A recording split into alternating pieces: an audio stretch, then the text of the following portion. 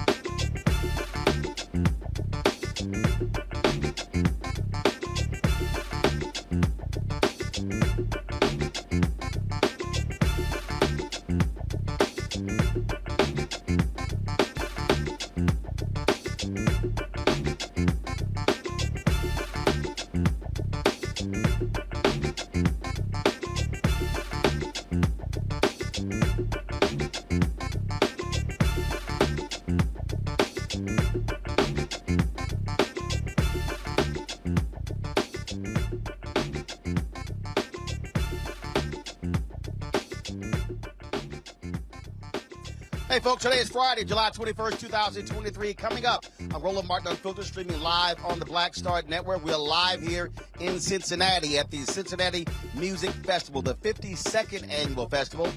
You're going to hear from a number of people.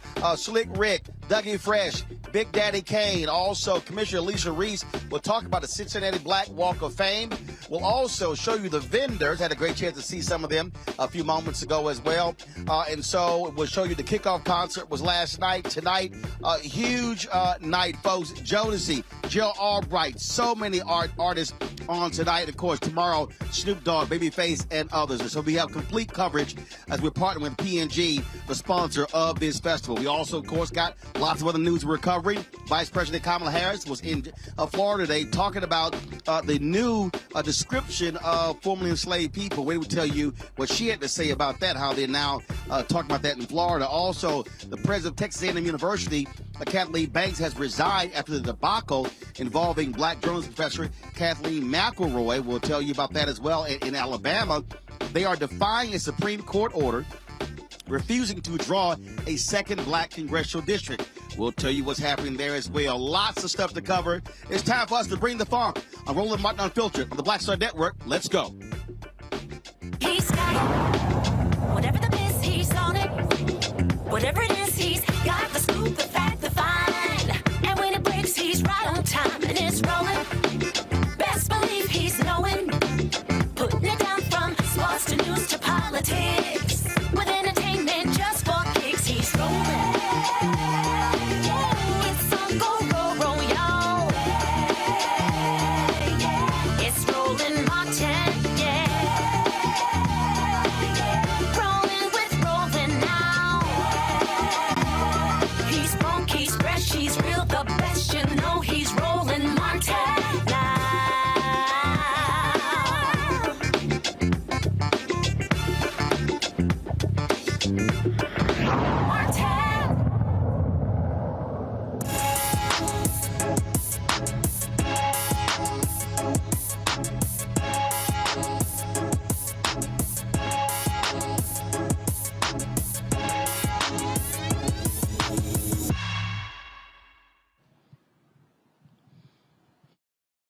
We're live here in Cincinnati, Paycor Stadium for the 52nd annual Cincinnati Music Festival. It's going to be kicking off in about an hour, 7:30. Gerald Albright hits the stage. It is a huge night, folks. You've got Gerald Albright, Midnight Star, Jodeci, Jill Scott, and the closer tonight, the great Al Green. The last night, they kicked it off with a hip-hop concert. Celebrating 50 years of hip-hop, and we got a chance to hear the greats, Dougie Fresh, Big Daddy Kane. Also, Slick Rick was in the house, as well as Rakim. And so tomorrow night, the closing night, you've got an amazing lineup, folks. Norman Brown, Avery Sunshine, P-Funk Conversion, Babyface, and the closing out is going to be Snoop Dogg. And so we're going to be covering this all weekend, partnering with the folks at P&G. We thank them so very much for partnering with us here at Roland Martin Unfiltered. And so we got here yesterday, again, covering the various events. If you saw the Black Star Network, they had the hip-hop panel taking place on yesterday. And so we live streamed that. If you missed that, simply go to the Black Star Network app, or you can actually go to our YouTube channel. You can see that particular panel. Then, of course, a little later in the show, we're going to show you my conversation with Big Daddy Kane and Dougie Fresh as well. And, of course, some of the other amazing artists coming up. Ran to Gerald Albright as he was on his way to sound check. And so I told him we'll take some of his performance live. So I got to show my frat brother. And so lots of stuff to show for you as well, folks. And so this weekend and tomorrow, they're going to be debuting the Cincinnati Black Walk of Fame. And so we're going to hear from Commissioner Alicia Reese. She's the person behind that. That she conceived that whole idea. So we'll show you what it looks like. And so tomorrow, beginning at 1 p.m. Eastern, we'll also be live streaming that program and the ribbon cutting ceremony and talking with this year's honorees. There's also a concert. The Ohio players will have that for you as well. And so you want to stay tuned to the Black Star Network for all of this unique coverage. You're not going to find this anywhere else. This is why we do what we do. And so we of course, are happy to be here and bring it to you live on the network, on the app. And, of course, you can also see our 24-hour, 7-day-a-week streaming channel on Amazon News, courtesy. Just go to Amazon Fire TV. You can see that. And also, we're now on Plex TV as well. And so you can catch us there as well. And so all kind of ways for you to access our content, bringing you stuff that no one else has. As you see right there, Plex, just simply go to their live TV. And check out us there. And then, of course, Amazon News as well. So, again, a little bit later, we'll show you some of those interviews with Alicia Reese, the commissioner, as well as Dougie Fresh and Big Daddy Kane. I want to first start off today's show, though. Vice President Kamala Harris was in Jacksonville, Florida, giving a speech today, and she addressed the ongoing issues there where Florida has just made some changes to their education rules as to how they're going to be describing formerly enslaved people. They're literally putting it in the books there that they received a skill set for personal benefit. It's angered a lot of different people how Florida is trying to now redefine the issue of slavery in this country. The vice president wasted no time addressing that issue in her remarks today in Jacksonville. There is extraordinary leadership, Jennifer and everyone else, in this state, and you are not alone. You are not alone. You are not alone. I'll tell you, yesterday I was traveling to meet with some folks when I heard the news about what happened here, and our team and the president, is completely on board with this. We said we got to remind the folks of Florida that you're not fighting out here by yourselves. We believe in you. We believe in the people of Florida. And so I decided to come and visit with you today. And, well, let me start by saying this. I am a product of a public school education. I was sharing with some of the teachers earlier. My first grade teacher, Mrs. Frances Wilson, God rest her soul, attended my law school graduation. I am a product of teachers and an educational system that believed in providing the children with the full expanse of information that allowed them to then, and encouraged them to then reach their own conclusions and exercise critical thought in a way that was directly intended to nurture their leadership. I am fully aware that it is because of that approach that I stand before you as Vice President of the United States of America.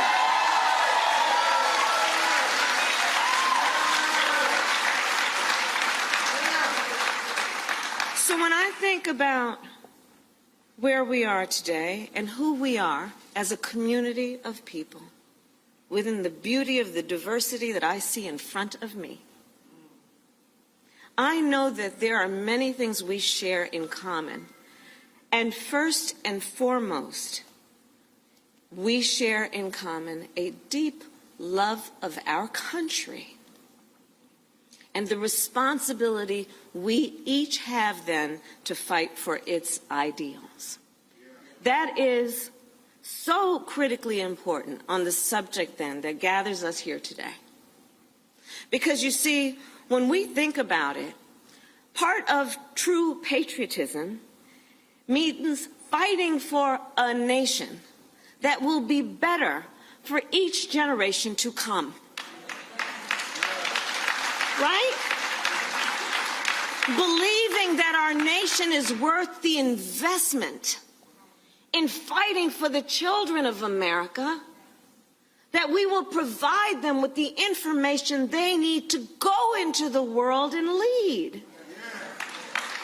I will tell you, as Vice President of the United States, I have now met with over 100 world leaders, presidents, prime ministers, chancellors, and kings.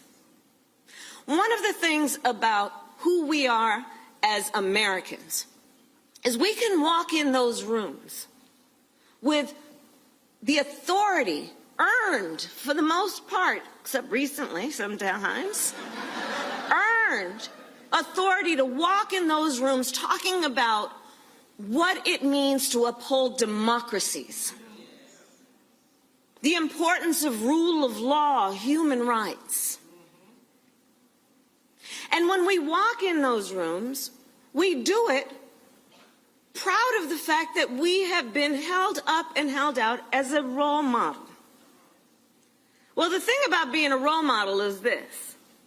When you're a role model, people watch what you do to see if it matches what you say. So understand the impact that this is having not only for the children of Florida and our nation, but potentially people around the world. Because on a more specific point in that regard, we want to know that we are sending our children out as role models of a democracy who therefore know the importance of speaking and telling truth, the importance of understanding when you are a leader, you must know history.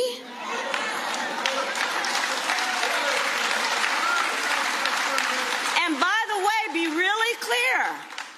Be really clear. All the folks that we would go out and send our children to go and meet around the world are clear about our history. And we're going to send our own children out to not know what it is? Building in a handicap for our children that they're going to be the ones in the room who don't know their own history when the rest of the world does? Think about this for a moment.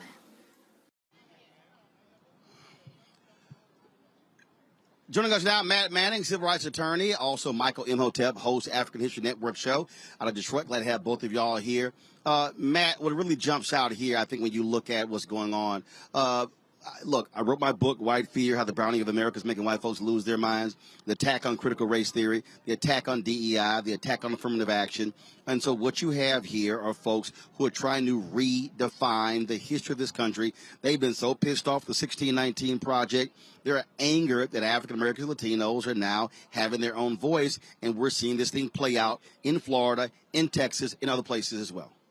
Yeah, absolutely. And, you know, Gary Bledsoe, the president of the NAACP in Austin there said, or rather in Texas, said, look, you know, this is to show that this is no longer the lofty goal of just educating students. And that's what's so problematic about this. You know, colleges are usually the place where people go to have an exchange of ideas. So in that space, especially, you would expect that there would be an adherence to true historical standards and the truth about history. But beyond that, a tolerance for something you don't agree with. But what we see now is an attack in our legislatures and Congress, everywhere. They're attacking this idea of wokeism. And what's so problematic about that is that it's not intellectually honest. Most people have no idea what critical race theory is. They hear the word race and they get triggered. And the problem with that is that it's denying people the truth of history, number one, but it's also the intellectual dishonesty because we know they're going to come shuck and jive at the next MLK Day event or next year for Juneteenth or whatever else thing that's politically expedient. They're going to shuck and jive for that when the time comes. But the rest of the year, they're doing everything they can to expressly deny us history. And that is an attack on democracy, an attack on personhood, and something that we see from our legislature. And it's especially insidious because their job is to make sure we have the services we need, not to deny us the truth of history. So I'm sad to see this, but this is part and parcel with what we're seeing around the country. Michael, what you're dealing with here, Michael, again, we're seeing the drama that's taking place, and we're seeing, again, how they don't want this next generation to truly understand what this country has gone through. And frankly, what this is all about is, again, as Paul Harvey used to say, now the rest of the story. And so they've sort of had this other story that has been cute, but wasn't truly factual, and is driving them crazy. There's another side to this. Yeah, Roland, you know, there's so much going on with this. I was reading articles dealing with this yesterday. I'll be discussing this on the African History Network show this weekend. First of all, to try to do this revisionist history, and I haven't read the 216-page document that came from the Florida State Board of Education, but from what I understand, it includes controversial language like slaves develop skills, which in some instances could be applied for their personal benefit. So when we look at this history, there were at least 262 skills, trades, and crafts that African people had in this country from 1619 to 1865. In the book by James Newton, The Other Slaves, Mechanics, Artisans, and Craftsmen, 1978, documents this, okay? But to try to reframe this history, and it appears like they're trying to make it like it was the norm for slaves who had skills to be able to make money while they're enslaved and benefit themselves, things like this. Yes, you have some instances of this, but this was not the norm, okay? This is not what happened to the majority of them. And, you know, when we talk about this revisionist history, now this does not surprise me at all, because there was a 130-year campaign or so propaganda revisionist history surrounding the Civil War called the Lost Cause. And the Lost Cause rewrote the history of the Civil War. It made the South the heroes, the Confederates the heroes. It made them the victims of the Union. Okay, it said that the Civil War wasn't because of slavery, it's because of secession. It said that the Confederate soldiers were heroes and all different types of things like this. And one of the biggest pieces, maybe in the last 40 years, of that revisionist history would be the TV show The Dukes of Hazzard, either intentionally or unintentionally, because the car that was really the star of the Dukes of Hazzard is called the General Lee, named after General Robert E. Lee, who was a traitor to the Union, the Confederate general from Virginia. And on top of the General Lee car is the Confederate battle flag of Northern Virginia, which is a symbol of the insurrection, okay, which was General Robert E. Lee's regiment, okay? So we have to have a better understanding of history to see these threats coming. And lastly, this is the power that a governor has. And Ron DeSantis, even though he may act stupid, he has a degree in history from Yale University. He may act stupid, but he's not ignorant of history. Okay, so this is the example, another example of why elections have consequences. We have to stop threats like this. All right, folks, hold tight 1 second. We got to go to a break. We come back. We're here, of course, in Cincinnati for the Cincinnati Music Festival. They're going to be starting about 7:30 tonight with the performances. You're going to be hearing from Dougie Fresh, Big Daddy Kane, Commissioner Alicia Reese, and others, folks. So we got some great stuff for you, breaking down what's happening here, the 52nd Annual Cincinnati Music Festival. A lot of y'all who watch this show, I've been seeing y'all all around Cincinnati, and so we appreciate all our fans here as well. So we'll be right back on Roland Martin Unfiltered on the Black Star Network. Next on The Frequency with me, Dee Barnes, actress, writer, and advocate Rae Dawn Chong is here to discuss her childhood and break down her life in Hollywood, a show you don't want to miss. Well, even at my peak when I was getting a lot of stuff, as soon as I was working a ton, I heard people whispering, oh, we don't want to pay her because we're giving her a break. Only on The Frequency on the Black Star Network. For decades, the tobacco industry has deliberately targeted Black communities and kids with marketing for menthol cigarettes. It's had a devastating impact on Black health. Tobacco use claims 45,000 Black lives every year. It's the #1 cause of preventable death. In the 1950s, less than 10% of Black smokers used menthol cigarettes. Today, it's 85%. Menthol cools and numbs the throat, making it easier for kids to start smoking. Menthol also increases addiction, making it harder for smokers to quit. Menthol cigarettes are a big reason why Black Americans have a harder time quitting smoking and die at higher rates from smoking-related diseases like cancer, heart disease, and stroke. It's time to stop Big Tobacco from profiting off Black lives. An FDA ban on menthol cigarettes will improve Black health, save lives, and protect future generations from addiction. Learn more at tobaccofreekids.org/ban menthol. Hey, what's up? It's Sammy Roman. Hey, it's John Murray, the executive producer of the new Sherry Shepherd Talk Show. It's me, Sherry Shepherd, and you know what you're watching, Roland Martin Unfiltered.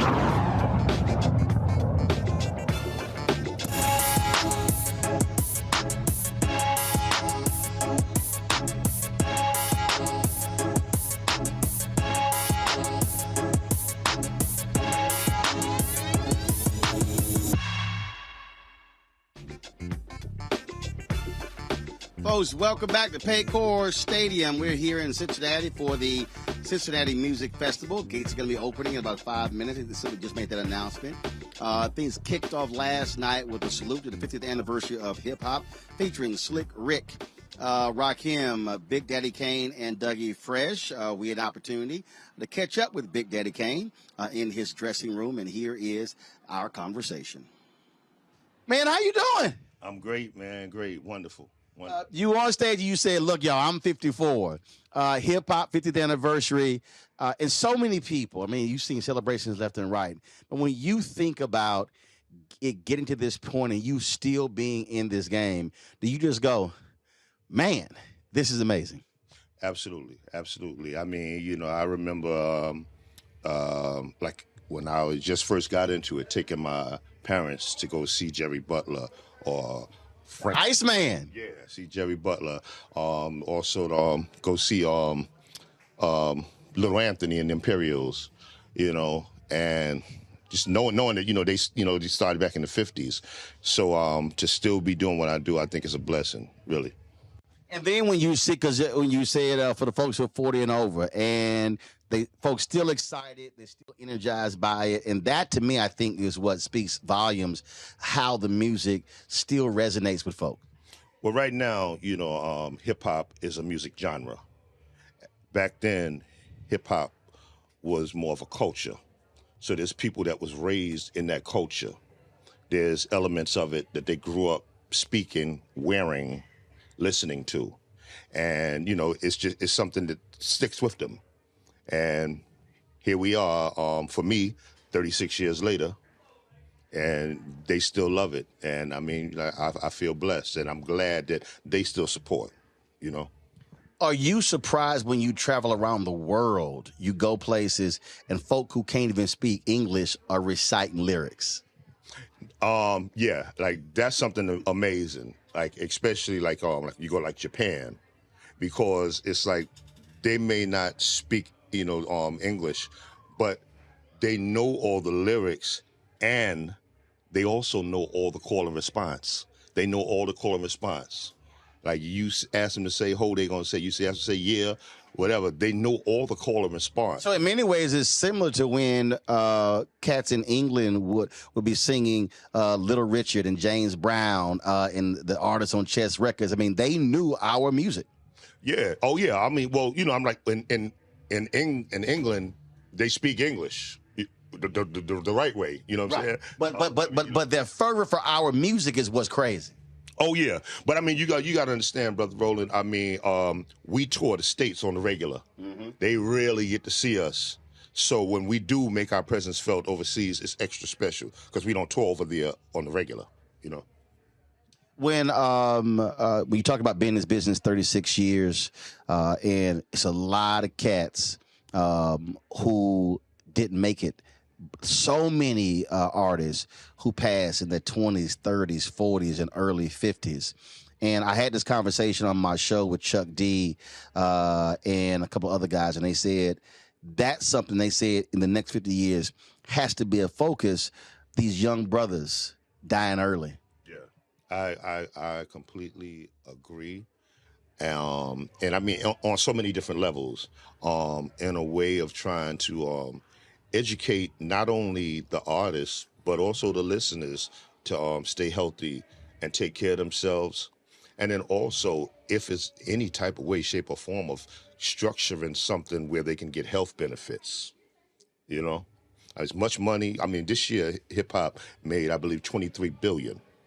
You know, so there's enough money around there, you know? Because, I mean, we've have artists like Melly Mel, Grandmaster Flash, Kool Herc, you know, that paved the way. These are the ones that started all of this, right? You know, and, you know, they should be, you know, I really recognized and taken care of. I mean, I think back to the Academy, how they literally have retirement homes for actors and other folks who've been in the business. And I'm always, look, because I'm having my show and so on those lines, I'm always trying to explain to our people, when we talk about do it for the culture, I'm like, no, let's make sure that we are benefiting, monetizing the culture and not other folks still getting rich off us. Absolutely. Absolutely. I mean, I tell people this all the time. Nobody can tell our story better than us because we lived it. And we should be the ones telling our story. It should never be the type of thing where someone that never really lived it or understood the true essence is trying to interpret something that, they have a basic learning of. It should be those that started it, helped make it break through, and just have it, that whole thing in them spiritually. Mm-hmm. I was at Essence, and Dougie Fresh and D Nice said something. They said, thinking about the next 50 years, it's incumbent upon the creators or the originators to ensure the next generation understands the historical roots and the foundation so that doesn't get lost moving forward. Your thoughts on that? I think that that's very important. I think that we definitely need to preserve the roots and constantly teach that, just for the simple fact that those who come in the game have an appreciation for the culture as opposed to just the popularity, because the popularity can keep you in the business for a year or two. Matter of fact, nowadays, maybe 6 months. Right. I think when you have that appreciation, that understand, you really know how to touch a fan base, that's when you can have that type of stay power and longevity in the game. Absolutely, absolutely. Is there something that you want to do that you haven't done yet? Something that I want to do that I haven't done yet. I mean, yeah, a whole bunch of stuff, but it's all silly stuff. I mean, I think with the most important things, I kind of feel like I've done, because I mean, there was a time in my life where people would come up to me and say, "Raw is my jam, Ain't No Half Stepping is my song." But now I'm at a point in my life where people come up to me and they say, "Your first album got me through college. Your second album got me through Desert Storm." Explain how that feels. A brother stopped me in the airport, and he said, "Man, I went back to school because of you." And people don't understand what that means. How does that feel when someone says that to you and you're receiving that black love?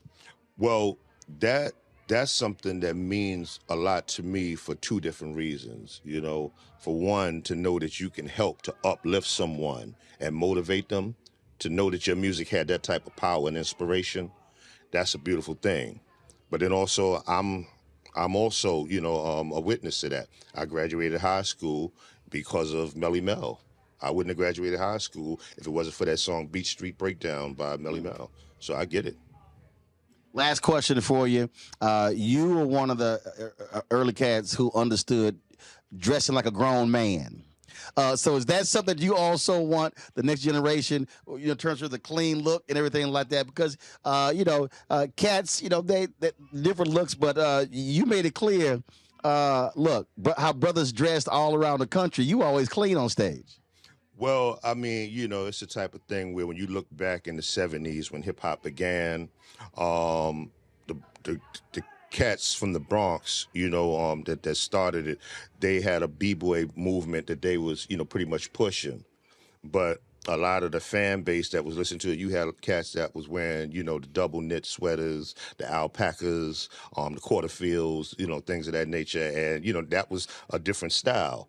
I grew up, as a little shorty hanging out in the corner by the, I couldn't wait, till one of the pimps or the hustlers pull up, and when they with suits on with their deuce and a quarter or they coupe de ville, that was just a fashion that meant a lot to me. It meant a lot to other people. So when I came out, that was something that I wanted to really, showcase, Yeah. Yeah, well, it's a lot of these cats, they never put a suit on. But I always tell them, when you put a suit on, I said, you sort of have a different walk when you put that suit and hat on. Oh, yeah, absolutely. You better believe it. Yes, man. sir. Well, Big Daddy K, man, great to chat with you. Glad to see you still out here doing your thing, and folks are still loving it. It's a blessing, like I said. I'm glad to do it, but I tell you this, man, what I'm doing is cool, but I'm glad to see you out here doing your thing. When I look at you, on TV or on the gram or anything, and see your passion and how adamant you are about issues, I'm like, that's a powerful brother right there, man. Keep your foot on their neck, man. I appreciate it, my brother. Respect. Man. I appreciate it. Yeah.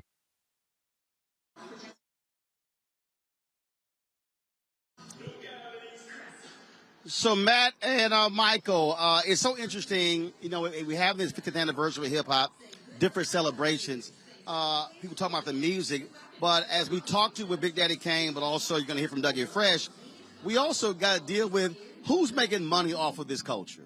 And that's one of the things that T.I. always talks about. We have to always be monetizing our own culture. And I think that has to be a large part of all these conversations, Michael, because it's great to talk about, oh, we contributed this and we did this and we did that. But the question is, who's getting paid from it? And unfortunately, it's not a lot of us. Yeah, Roland, I totally agree. First of all, great job in interviewing Big Daddy Kane, who I follow on Instagram. Okay, I'm a big Daddy Kane fan. You know, it's so much that he said there. And yes, we have to control this art form, this culture. And I was born in 71, so I saw the birth largely of hip hop and saw it go through its different phases. Okay. And I've gotten to know some hip hop artists and interviewed them on the African History Network show. And one of the things I think is important to understand with this 50th anniversary of hip hop, at the Essence Music Festival, that was July 2nd through the 4th, I watched a lot of the performances on Hulu Live. I saw Megan Thee Stallion's performance, Eve, Trina, all of them. But before Megan Thee Stallion performed, there was a panel discussion with Yo-Yo, okay? You can't play with my Yo-Yo. And one of the things Yo-Yo said is that she said, we need to have a real discussion about this music, and I'm paraphrasing, coming from the female hip-hop artist, because she said a lot of this music is slut music. Okay, when we look at, there was just a statement from Fabulous, hip-hop artist Fabulous, and he said that he meant no disrespect to anybody. He said he liked to see female hip-hop artists rhyme and things like this, but he said today it seems like it's only one type of female hip-hop artists that's being promoted and getting the airplay, things like this, okay? And then Bow Wow. We remember Bow Wow when he was a child, Chad Moss.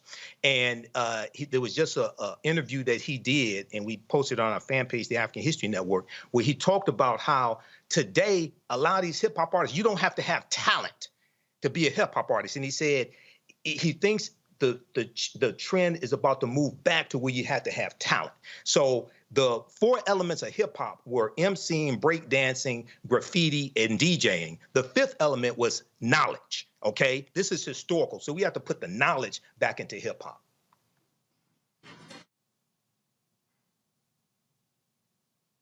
Yeah, absolutely. The knowledge is important, Matt. But again, I look at again, the next phase is who owns this? Who owns the music? Who's making money off of the clothing? Who's making money off of all of this? And what I don't want to see is us continue to make other folk money and we not benefiting from something that we created. Especially where it's weaponized before it's monetized by people who weaponize it, right? So I'm not quite as long in the tooth as you and Michael, as I like to say. But even in my lifetime, hip hop a lot of artists have gone from being vilified, right, to being monetized. So to your point, it's absolutely something that people need to make sure they're making money on. And beyond that, you know, there need to be more artists, which there are a great deal now, who are standing up and recognizing the value of their product and how much leverage they have, right? When I was in college, I remember Drake came out with one of his mixtapes, and I think it sold like 1 million, and he wasn't even signed to a label. And that was a huge deal, because to sell 1 million units with no label, you don't need a label. You have the control. You go to the label and you control everything in terms of what happens with your contract. Now, that's not every artist, but my point is, with all the channels now to get music and culture out there, one of the first things we have to think of as people is how to protect that and how to leverage it. Because once you get to a certain level where you've got a lot of buzz, you have the control. But I think people don't always think about it in that regard.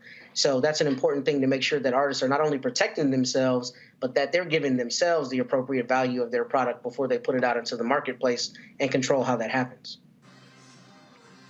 Indeed, indeed. All right, hold tight 1 second. When we come back, we're going to hear from Dougie Fresh, the Human Beatbox. As we are here at Cincinnati Music Festival, we're also going to be hearing from Commissioner Elisa Reese talking about the Cincinnati Black Walk of Fame that's going to be debuting tomorrow. Here, we're going to be covering that live, and so we got all of that for you. Plus, I took a walk of a lot of the vendors here, a lot of our fans, and so we just want to show y'all, give y'all a peek of what it looks like on the outside of the stadium, as well as we're here covering the 52nd annual Cincinnati Music Festival from Paycor Stadium. We'll be back on Roland Martin Unfiltered. Don't forget, support us in what we do. Download the Black Star Network app, Apple phone, Android phone, Apple TV, Android TV, Roku, Amazon Fire TV, Xbox One, Samsung Smart TV. Support our Bring the Funk fan club. See your chicken money orders, P.O. Box 57196, Washington, D.C. 20037-0196. Cash App, $RM Unfiltered. PayPal, R Martin Unfiltered. Venmo is RM Unfiltered. Zelle, Roland at RolandSMartin.com. Roland at RolandMartinUnfiltered.com. We'll be right back.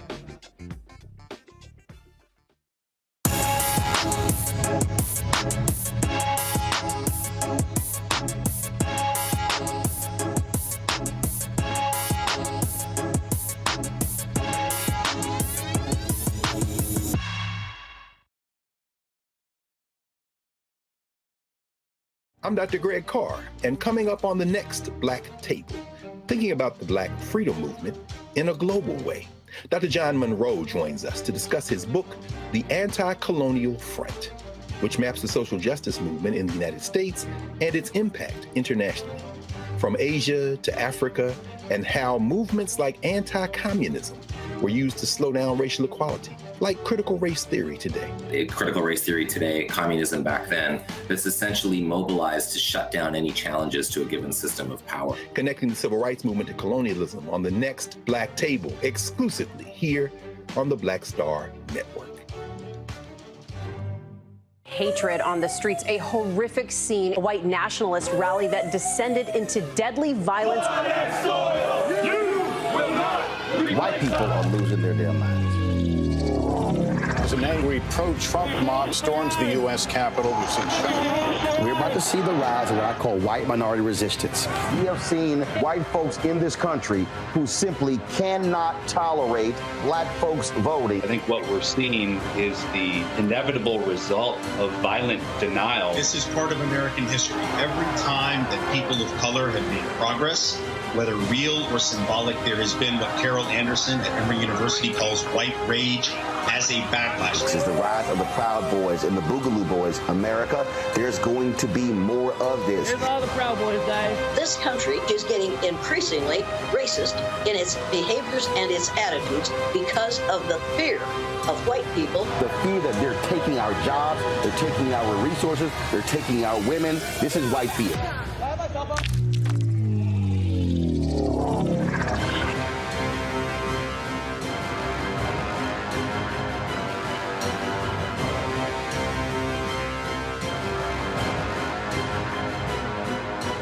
On a next A Balanced Life with Dr. Jackie, we're talking all things mental health and how helping others can help you. We all have moments where we have struggles, and on this week's show, our guests demonstrate how helping others can also help you. Why you should never stop giving and serving others on a next A Balanced Life here on Black Star Network. Hey, what's up, y'all? I'm Devon Frank. I'm Dr. Robin B., pharmacist and fitness coach, and you're watching Roland Martin Unfiltered.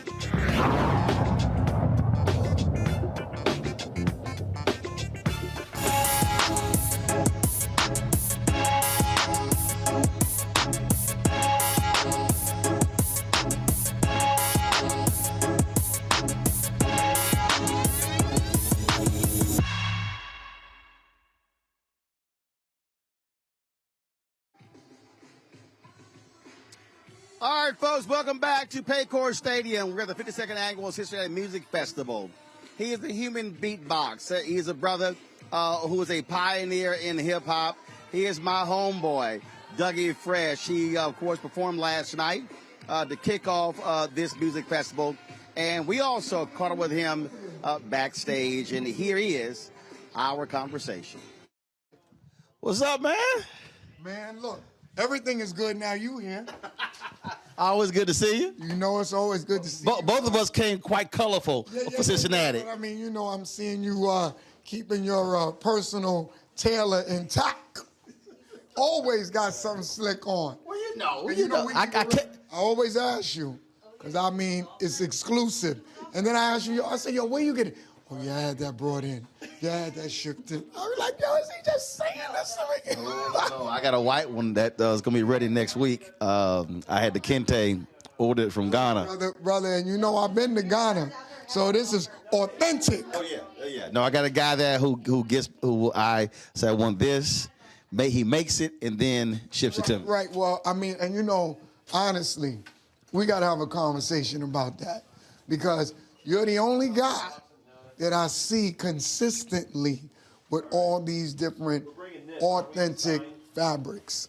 Well, you know, the thing for me is like, look, I got 8 tuxedos, I got 120 suits, but one, I want to be different. I want to be, and plus, people kept expecting me with the ascot, and I was like, see, that was first. Right, and people go like, what ascot? So I'm like, hold up. I said, I got to hit y'all with a curveball. So now they don't know what I'm going to come out with. Brother, I'm telling you, you know I keep it 100.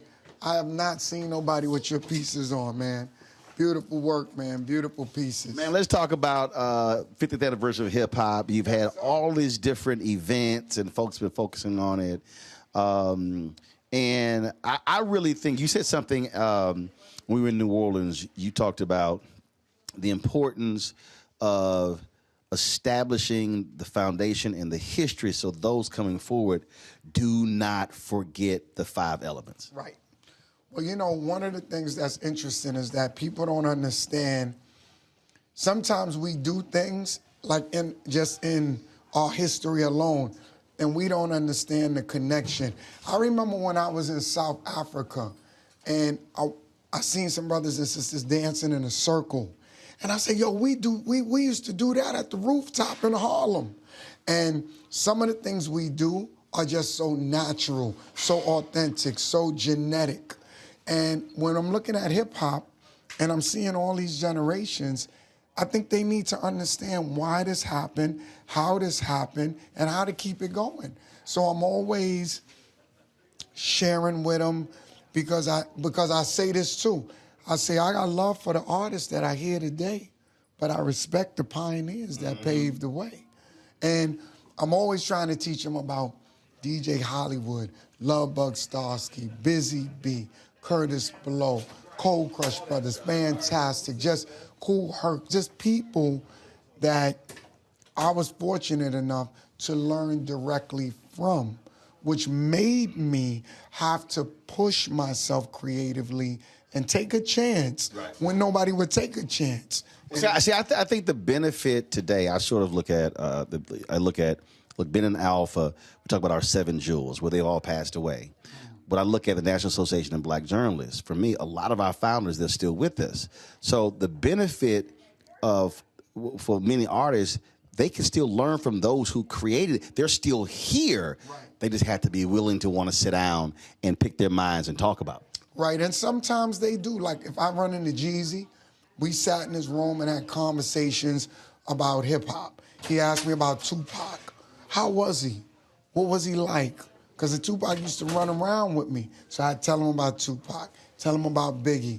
And a lot of guys are interested in the information, but sometimes we got to slow it down. Kind of like when we get together, you know, I see you moving, but when we take a minute and we there, like when we was out there in Paisley and we talked and you got into that conversation and started breaking down, meaning like just information that you carry, you know, I think that we got to slow it down and have conversations amongst ourselves so that we can get a better understanding of this thing called hip hop. Because for it to last for 50 years, 50 years, and where it came from and where it's at now, it's a hell of a story, man. And I think that what I look at, because I'm always following the money, of course. You look at cats today and they understand how we have to monetize our culture. I always say that other folk have gotten very rich off of us, and you're seeing folks who understand now owning clothing labels, owning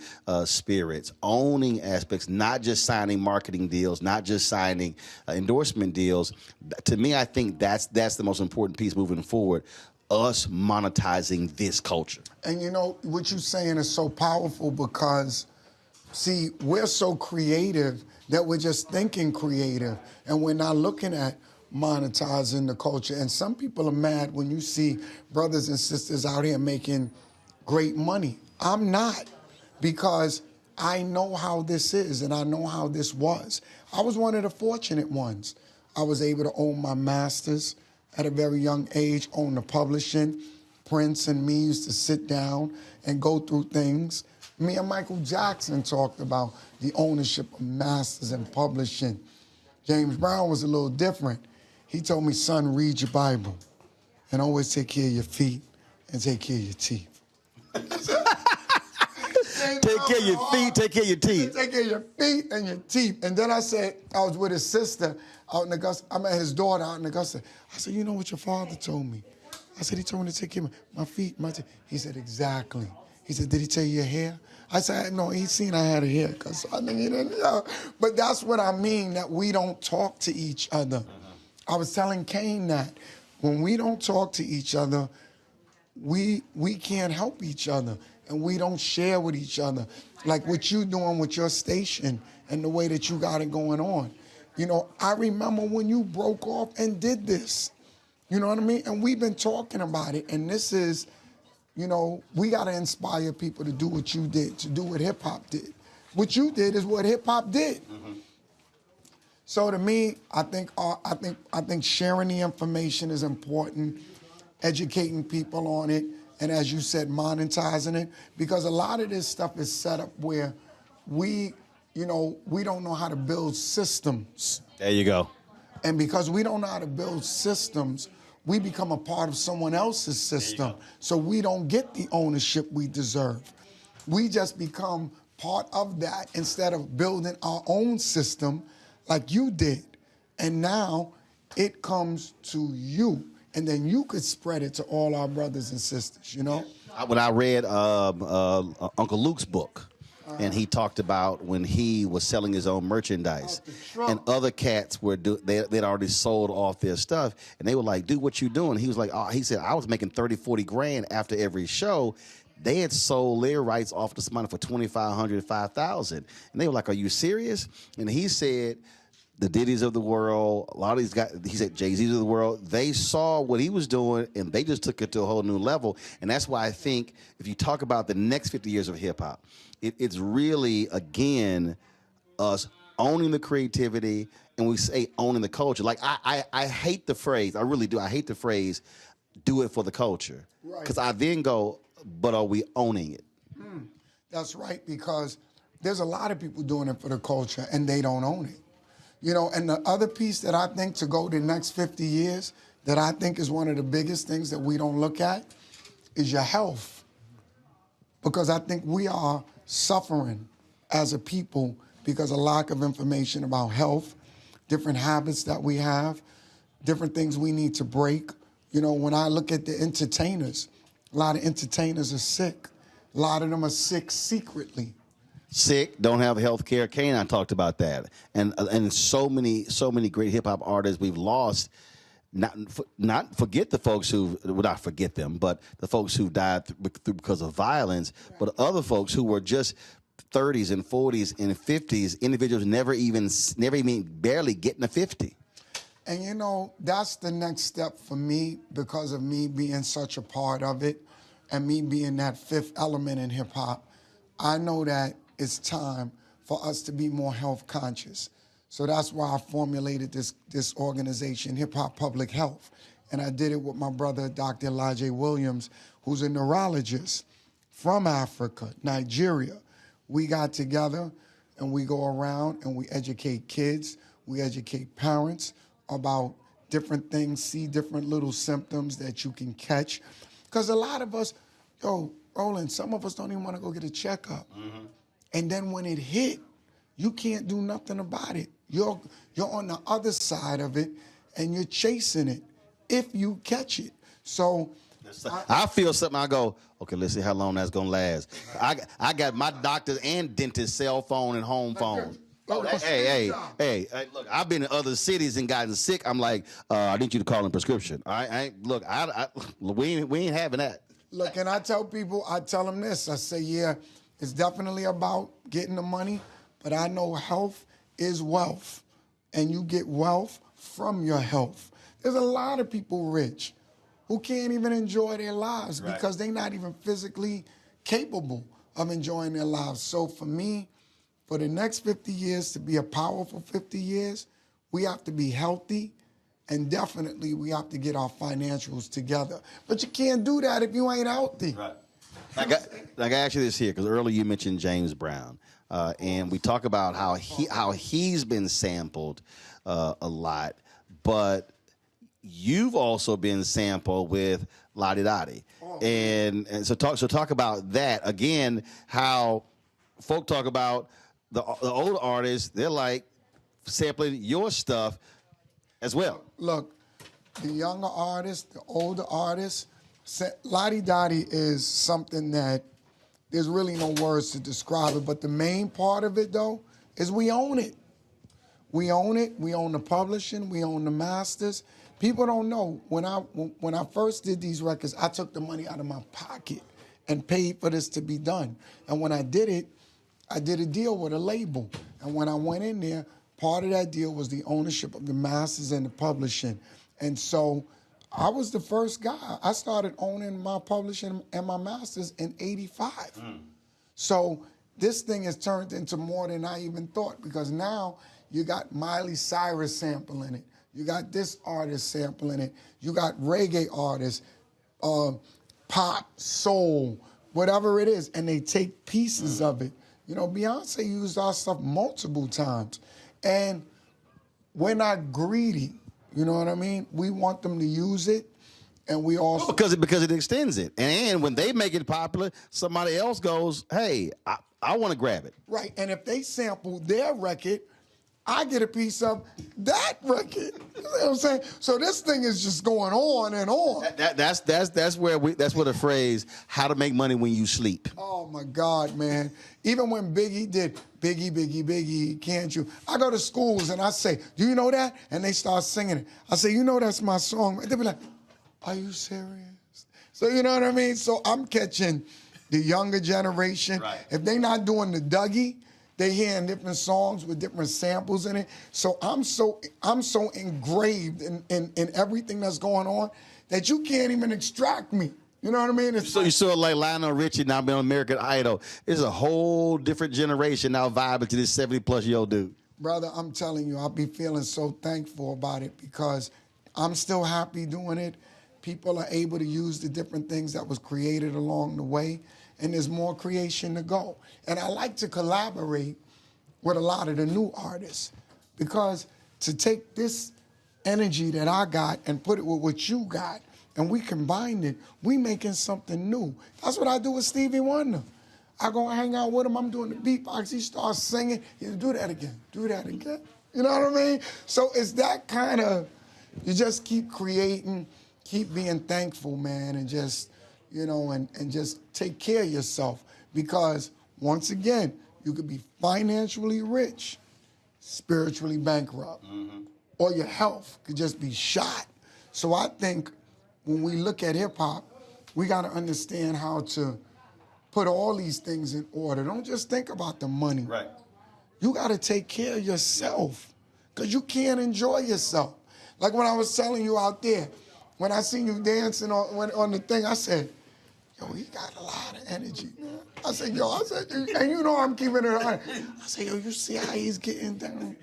I said, this is crazy, but... And see, all the people on Instagram were like, oh, I know he need to go lay in Epsom salt. I was like, no, I do this all the time. Bro, you did it on stage with me. Like me and him.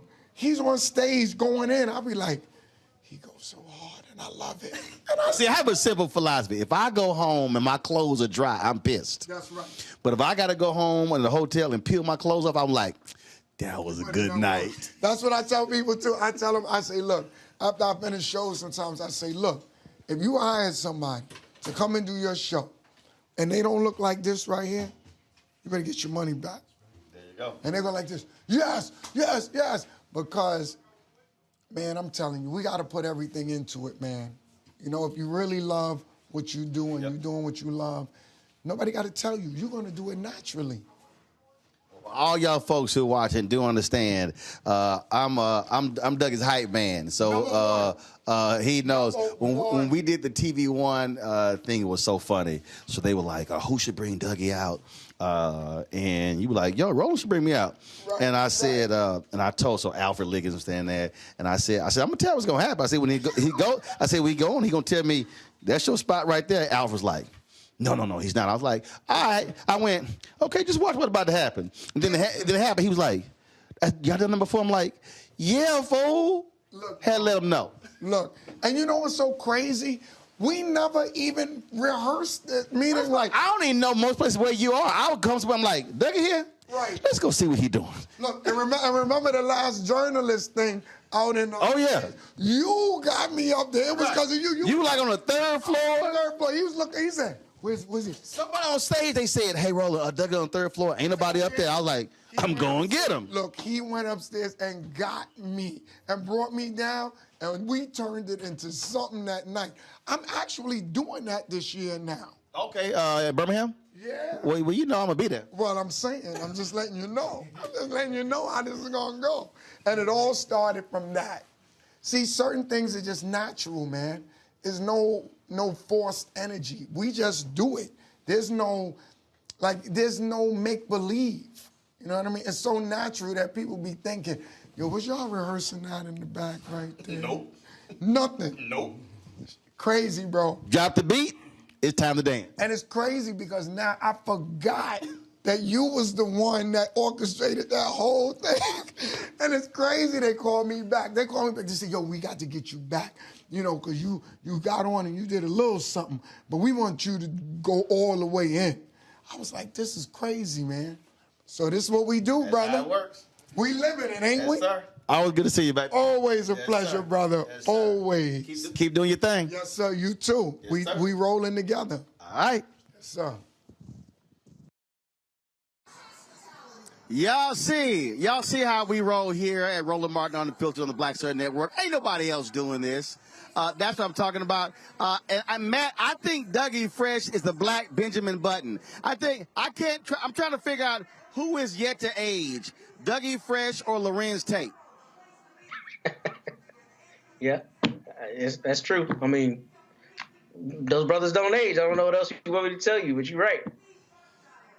Right. I don't know what the hell they eating and drinking, but they don't age at all.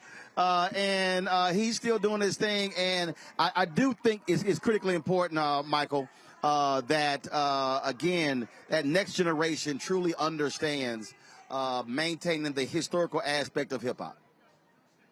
Maintaining the historical aspect of hip-hop, maintaining the integrity of hip-hop, understanding the golden age of hip-hop, late 80s, early 90s, when we had conscious hip-hop, when it was encouraging us to study Dr. Yosef Ben Yakinen and Dr. John Henrik Clarke, listen to the Honorable Minister Louis Farrakhan, Malcolm X, Dr. King. We had groups like the X-Clan, Poor Righteous Teachers, Public Enemy, Boogie Down Productions, KRS-One.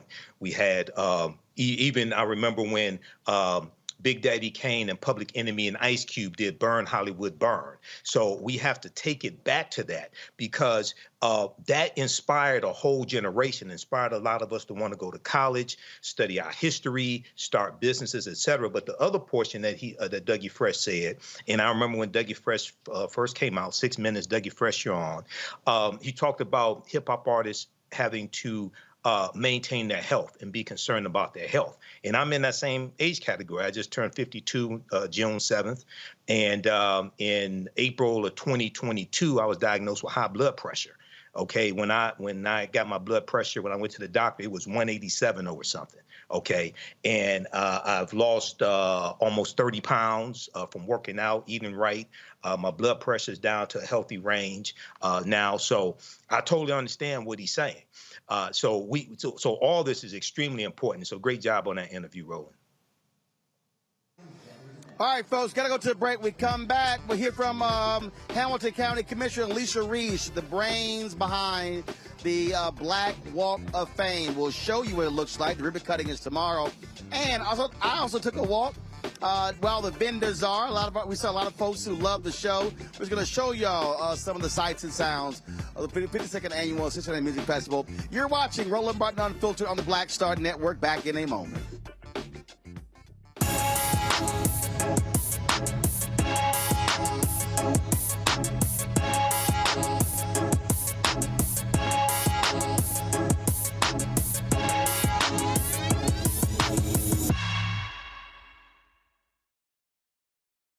When you talk about blackness and what happens in black culture, we're about covering these things that matter to us, speaking to our issues and concerns. This is a genuine people-powered movement. There's a lot of stuff that we're not getting. You get it, and you spread the word. We wish to plead our own cause. Too long have others spoken for us. We cannot tell our own story if we can't pay for it. This is about covering us. Invest in black-owned media. Your dollars matter. We don't have to keep asking them to cover our stuff. So please support us in what we do, folks. We want to hit 2,000 people, $50 this month, raise $100,000. We're behind $100,000, so we want to hit that. Y'all money makes this possible. Checks and money orders go to P.O. Box 57196, Washington, D.C. 20037-0196. The Cash App is $RM Unfiltered. PayPal is R Martin Unfiltered. Venmo is RM Unfiltered. Zelle is Roland at RolandSMartin.com. For decades, the tobacco industry has deliberately targeted black communities and kids with marketing for menthol cigarettes. It's had a devastating impact on black health. Tobacco use claims 45,000 black lives every year. It's the #1 cause of preventable death. In the 1950s, less than 10% of black smokers used menthol cigarettes. Today, it's 85%. Menthol cools and numbs the throat, making it easier for kids to start smoking. Menthol also increases addiction, making it harder for smokers to quit. Menthol cigarettes are a big reason why black Americans have a harder time quitting smoking and die at higher rates from smoking-related diseases like cancer, heart disease, and stroke. It's time to stop big tobacco from profiting off black lives. An FDA ban on menthol cigarettes will improve black health, save lives, and protect future generations from addiction. Learn more at tobaccofreekids.org/ban menthol. Hello, I'm Paula J. Parker. Truly proud on the Proud Family. I am Tommy Davidson. I play Oscar on Proud Family, Louder and Proud. Hi, I'm Jo Marie Payton, voice of Sugar Mama on Disney's Louder and Prouder, Disney Plus. And I'm with Roland Martin on Unfiltered.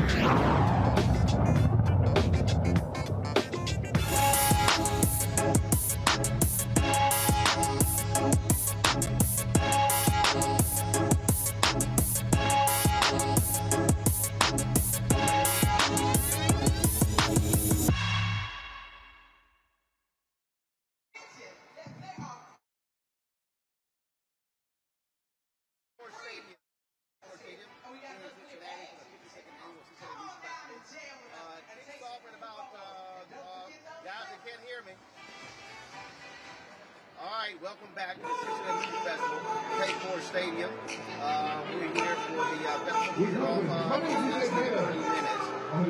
Across the street, where last night we were going to play, of the Cincinnati Black Music Hall of Fame. The person who conceived this was Commissioner Alicia Reese. She's now the president of the county commission here. And so we caught up with her to talk about why this is so important to Cincinnati. All right, Commissioner Reese, we're finally here, and how long have you been waiting for this day? Well, you know, I actually introduced the idea April 26th of 2021, and then was able to get it passed unanimously July 1st of 2021. But then you had to get the deed, and we were able to get the deed free and clear in October of 2021. Bids went out February of 22. And so now we're here with the grand opening. We've had 3 induction ceremonies, though, We didn't wait around for the construction to go. So we're very excited, and I think one of the historic things is that, one, the land that it's on, right across the river, that's where our slave ancestors came, and many of them drowned across the Ohio River, but those who made it, they lived on this river, and they called the area Bucktown. And you could live here because it was a swampland. And then they figured out a way to build garages and then to build the stadiums. We have our NFL stadium and our Major League Baseball stadium. And this area is called the Banks. And then we've got a music venue and everything in between. But we did have one black-owned business. And so when I got elected, I said, this is half an acre here. And it was just rocks. And we have a music venue here, but it was named after a Caucasian music teacher who taught in the 1930s in a neighborhood that African Americans could never come to. And so I said, we're going to take this and bring African American black music artists, producers, and call it a Black Music Walk of Fame. And so it has been a great labor of love, but we couldn't do it alone. We had the county, I was able to get infrastructure money, but then the stars and being able to have all of the marketing and other things, I had to get private dollars. And so Damon Jones of Procter & Gamble, I want to thank him because when I showed him the rocks, I said, can't you see it? And I know he wanted to say, you know, he's looking at me a little strange, but he didn't want me to hurt my feelings. I said, it's going to be the Cincinnati Black Music Walk of Fame. And so he stepped forward, being our first sponsor, with the stars and those kind of things. Because in Hollywood, you got to pay $55,000 to get a star.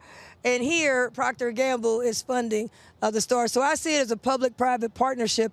But this was the land that, you know, our ancestors, they were thrown off of and moved out of. And now we're back with a Cincinnati Black Music Walk of Fame international tourism attraction. And, you know, make no mistake about it, it is a tourism attraction. I wanted it to be free. It's going to be free. It has all the latest technology, augmented reality, video curated with Bootsy. You can perform with Bootsy. The mothership lands virtually with Bootsy, and you're in the video, and you can use your QR codes. We have a beat machine for 50 years of hip-hop, High Tech, who's an inductee who produced with Snoop Dogg. You play the beat on the beat machine, and the water jumps with the beat. So it's very interactive. We got album cover kiosks. So, this idea I just introduced, but knowing that we needed to do something for music, I had for a long time. My mother was a singer and opened up for Stevie Wonder. My father was a rep for Motown. So I grew up around Bootsy and the OJs and Roger and Zapp. And I wanted those stories not to die when we die. What makes this different? Because there are other walks of fame, as you mentioned. There are other black walks of fame. Right. Well, what makes it different is that it is a tourism attraction. It's not just some stars and you walk along the stars and take pictures. It is a half an acre of nonstop music when you walk in. There's beds of music at each layer. Like I said, there's a beat maker. All of this is put together just for the Walk of Fame, a 3D star that you could take selfies with. You've got augmented reality. You go by the music monitors and you can sing along and see yourself and download the QR code. It's very interactive. We got over 60 black music influencers. You can learn about it. It has Braille. It has the vibration for people who have hearing impaired. It's very interactive and experiential. And so in tourism, we call it experiential. And so when you come here, it's an experience. It's like a amusement park of a half an acre, but with technology. One of the things that, and this has really been last 20, 25 years. I remember when there were the battles with the police here, when there were the massive protests, all of those different things that were taking place, and black folks in this city have really been fighting and advocating. Not just where's our money, but also ensuring that black folks have a place and can be recognized. And as your point, you of course, not far from us is the National Underground Railroad Freedom Center. So talk about that again. What people who don't understand what this fight has been like for the last quarter of a century. I mean, it's been really tough. I mean, because, you know, this land is where African Americans was thrown out. They had black laws, and they were run out of here to other neighborhoods, a neighborhood called the West End, and they ran them out of there. Our fight is for ownership. They have moved us into temporary rental. We are not allowed to own our idea. We're not allowed to own the culture. One of the big things for this project is for me to be a black woman and be the creator, founder, and developer of it. Is unheard of. But the reason I want that story told, because I want the next black person or young kid or black woman to say, wait a minute, I can do it. Let me point to you. Here's the Cincinnati Black Music Walk of Fame. The other thing is they pigeonholed us into one thing. I am a very big supporter of the National Underground Railroad and was in office and tried to help with that, get it going. But we have a football stadium, NFL. We have a baseball stadium that is just baseball, owned by the taxpayers, the stadiums. And we have a soccer stadium. But when it comes to the black community, we have to have one thing, and most of the time when we get it, it's temporary. I mean, I love murals. I'm big with art, but murals are temporary because they can be painted over. I wanted something that would be permanent. I want to build something that would be on prime property like we have our football stadium. So now... And again, for folks who complain about cost, publicly financed. Yes. Publicly financed. Yes. Publicly financed. Yes. We have our stadiums are about $1 billion. We have garages that they sit on, $71 million. And in fact, that stadium, Wall Street Journal did an article a few years ago, that is considered one of the worst taxpayer deals in American history. Yes, and now I'm at the crust as the president, and with my colleagues, we've got to renegotiate the contract. It's really tough. But, you know, when you look at garage is $71 million, costs more than a Cincinnati Black Music Walk of Fame with interactive monitors, entertainment, and the tailgate space costs $30 million. No one ever questions it. Right. And so people have asked me, you know, why a Black Music Walk of Fame? I said, well, number one, why not? But number two, that's the missing link. And we collect taxes from diverse people. But for 150 years in county government here, people that look like me never got a return on the investment. And so it's just a half an acre out of 198 acres. I don't know why you would be complaining if you got over 100 acres and we only got a half acre. And the other thing I think that they give this false narrative of why a Black Music Walk of Fame, I've got so many people that are not black who's ready to come and, you know, ready to hear the history. And I remember a lady that was a CEO, white lady, and she told me, she said, what's the problem, Reese? I said, they said they want something for everyone. She said, it is for everyone. Everyone could come and learn, dance, and enjoy. And that's what it has been. But sometimes with the media, they want to make this narrative to keep people apart. But I'm telling you, people from all over the world are going to be here. You talked about tourism, and the reality is we spend a significant amount of money when it comes to tourism. And what you're now seeing, you're seeing many of these southern states now trying to benefit off of civil rights tourism. The very same folk who instituted Jim Crow and oppressed black folks now want to make money off of black folks. You see the exact same thing happening in Tulsa, where the city and the state, they don't want to pay reparations to the folks who were impacted. You got 3 survivors, but they built this facility where they want to be able to generate revenue of people coming in. And so these sort of things, these keep happening. You said something earlier when you talk about being able to get paid off this. I keep saying this as well, monetizing the culture. I think one of the things that we've got to stop saying, and I hear this all the time, we got to stop, people have got to stop saying, doing this for the culture, for the culture, for the culture, but we got to always be asking, who is getting paid off of the culture? Right, right. Yeah, I think one of the things, too, is being able to own the idea, being able to shape the idea.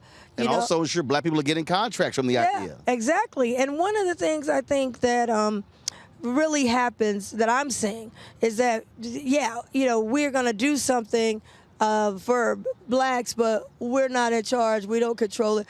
And we could just come and watch and be at the ribbon cutting and get some ice cream cups and some cupcakes, free food with the food trucks type of thing. But we don't own anything, and they don't back our ideas. And so I'm hoping that this will show a change. But, don't make no mistake about it. It's not easy. It took a lot of hours. I had to go beyond my role as a county commissioner and really, like you said, getting the legislation passed is hard. But once you get it passed, you can't go to bed on it. That's what happened with Juneteenth. The legislation passed, but the people still didn't know they were free. And so after the legislation, that's when the real work begins. And so I'm down here with the hard hats because there's still might be resistance. We're going to slow it down. We're not going to move as fast. What are you talking about? But once everybody kind of got on board, I'm down here every day. I'm looking at it. I'm making sure I'm telling people about it. And so I'm very excited about what we've been able to do. But it's been over, like you said, great odds that we were able to do this. So I think this is what makes it kind of different and unique is that it's where it's positioned. The fact that we have a lot of black music artists who've been from this area who've gotten Grammys everywhere else, but nothing permanent at their hometown. And now they got something permanent. They can bring people down. Hometown or home state. I mean, there are a lot of top acts that'll come out of this state, especially bands. Yes. And a lot of them are in here. You got, Zapp and Roger, Ohio players who are going to be performing live for the induction ceremony. Penny Ford, who travels and performs all overseas with I Got the Power. There's so many people that came out of here. L.A. Reid, who went on to become a big-time executive in the music business, came from the public school system right here. Of course, Bootsy Collins and so many more. OJs. So, the OJs from Heat Wave. Heat Wave, yes. And a lot of people didn't know, Heat Wave right here up the street at Dayton, Ohio. John Legend, a lot of people say, he's from here? Yes, he's from Ohio. So Brothers Johnson? Huh? Brothers Johnson? I'm trying to remember what. Brothers Johnson. I don't know if they are from here. I gotta look them up. But it's a whole. Lakeside. Someone said, I didn't know Dottie Peebles was from Dayton, Ohio. It's just so much. Donald Lawrence went to school here at CCM and studied music here. So, Kathleen Battle. I mean, we can go on and on, but we have to have a place where it's going to be permanent, that people can come to. And we're excited. I mean, even the granite that we've used, is the same granite that President Obama is using for his library. And the reason why I know it, because they came and said, after we had agreed to it, before his library got started, they said, we won't be able to use that. President Obama has all the granite now. I said, now you going to blame that on him too? But we have the same granite as President. It's quality. What you told them? Go find some more? Right, go find some more. And the other thing, they would even question, is it going to be quality? Black music and black person putting it. Is it going to be quality? It is super duper quality. And we have diverse people working on this project. We created 155 jobs. It's going to have an economic impact of millions of dollars. So we're very excited about it, and I really believe people from all over the world will be coming back, especially when they hear about it on Roland Martin as we move forward. Last question for you. What's next? I mean, obviously, you have this annual music festival, but that's just 2 to 3 days. What are you also, looking to do that sort of year-round to get people to understand coming here, but also understanding the history? Yeah, well, first thing we did is that this Cincinnati Black Music Walk of Fame is the 365-day. It's open 365 days a year. We wanted to make it free for families to come, so that way we get rid of the cost barrier. We wanted something that grandma and the grandkids could come to. People can, we already getting calls for people wanting to plan their family reunions around it. Sororities and fraternities wanting to come and have tours and have events coming down here. So I really believe that we're going to get a lot of action. And one of the things that we really want to do is make sure the word gets out nationally and internationally. So as we continue, we're able to expand and people can, others can come in, like Procter & Gamble came in and how Kroger's came in. They could come in and keep this thing going. I think it's important to have an endowment. So, I'm looking at things that's going to be around when I'm gone. And I'm really interested in things that are going to be permanent versus things that are temporary. The music festival is wonderful. We've had it for 52 years, and I truly support it. The county is the second largest sponsor of it. But after the weekend, all the African Americans come, we get a weekend, and then we got to go home. the Cincinnati Black Music Walk of Fame will be here, whether it's a Bengals game, a concert, a Reds game. It's here 365 days, and it's open and ready to accept people coming in and learning and enjoying. All right, then. Well, certainly glad to be here. Looking forward to the grand opening tomorrow. Yes, and people can go to CincyBlackMusicWalkOfFame.org to learn more or follow us on our Instagram, Cincy Black Music, or Facebook. All right. We appreciate it. Thanks a lot. Thank you. I tell you, Matt, this is what happens when you got black folks in power. This is how you use your black political power.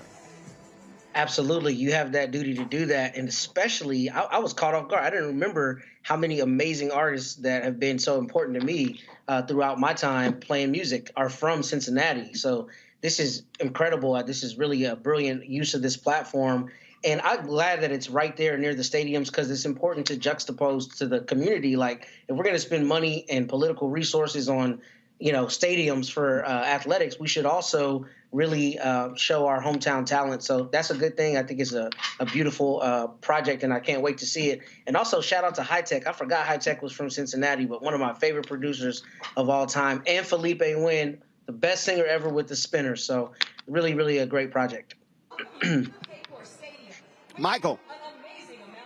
Yeah, Roland, this is something really powerful. It's going to bring about $107 million or so in economic impact to the city of Cincinnati.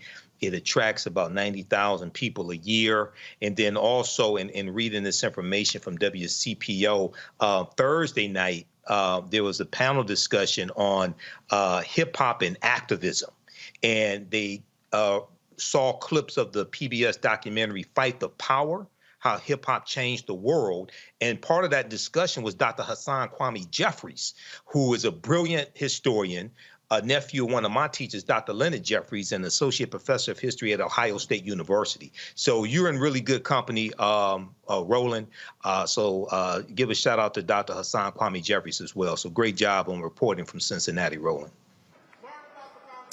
So, folks, tomorrow, 1 p.m. Eastern, they're going to have the first one's going to program at 1 p.m. Announcing the inductees, and they're going to have the ribbon cutting. We're going to be carrying that live right here on the Black Star Network. Matt, thanks a lot. Michael, thanks a lot. I appreciate y'all joining us on this shortened edition of Roland Martin Unfiltered. When we come back, we're going to talk to a brother. He's an institution in Cincinnati.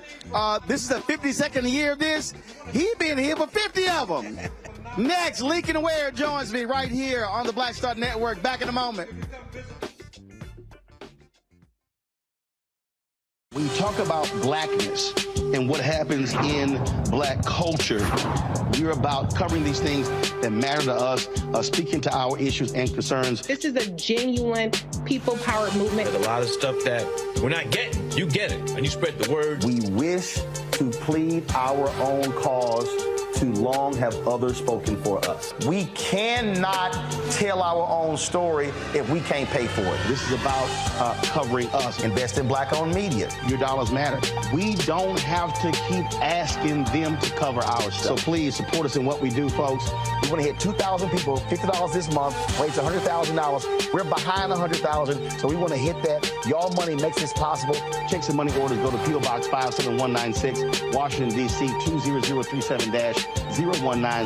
The Cash App is $RM Unfiltered. PayPal is R Martin Unfiltered. Venmo is RM Unfiltered. Zelle is Roland@RolandSMartin.com. Hey, what's up? Geek Tony in the place to be. Got Cake Touch at Mama's University, creator and executive producer of Fat Tuesdays, an air hip-hop comedy. But right now, I'm rolling with Roland Martin, unfiltered, uncut, unplugged, and undamn believable. You hear me?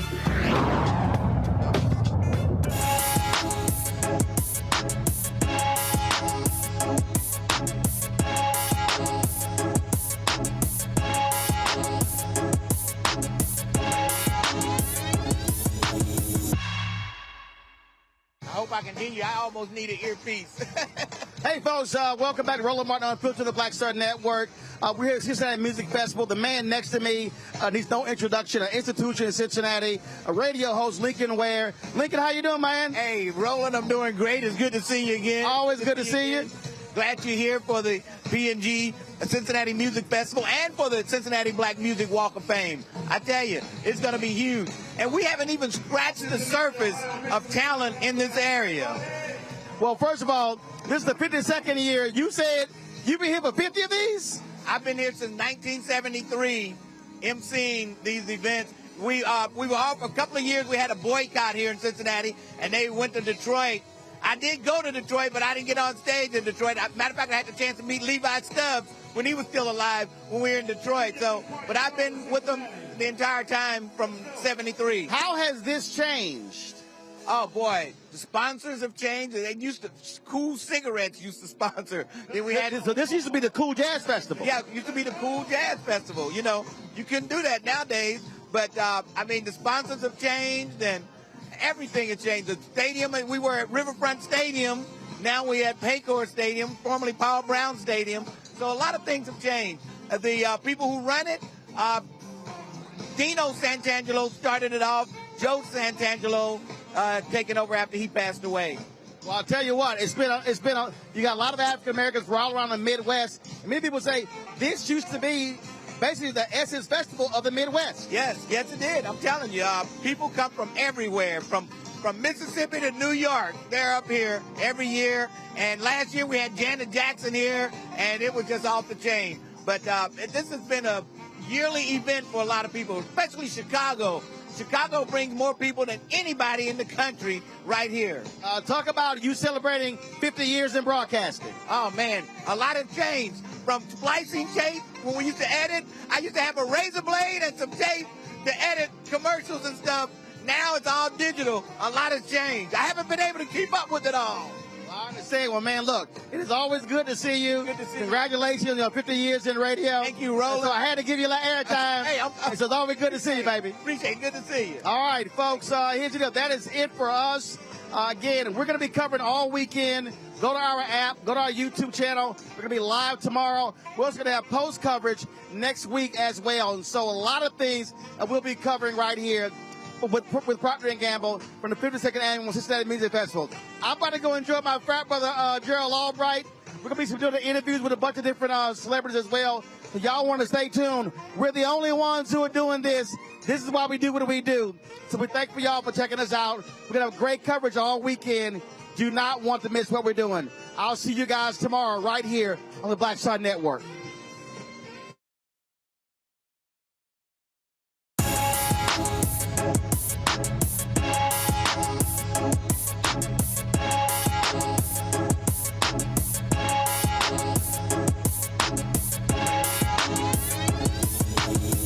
Black Star Network is here. Hold no punches! I'm real revolutionary right now. Support this man, Black Media. He makes sure that our stories are told. Thank you for being the voice of Black America, Roland. Stay black. I love y'all. All momentum we have now, we have to keep this going. The video looks phenomenal. See, this difference between Black Star Network and Black-owned media and something like CNN. You can't be Black-owned media and be scared. It's time to be smart. Bring your eyeballs home. You dig?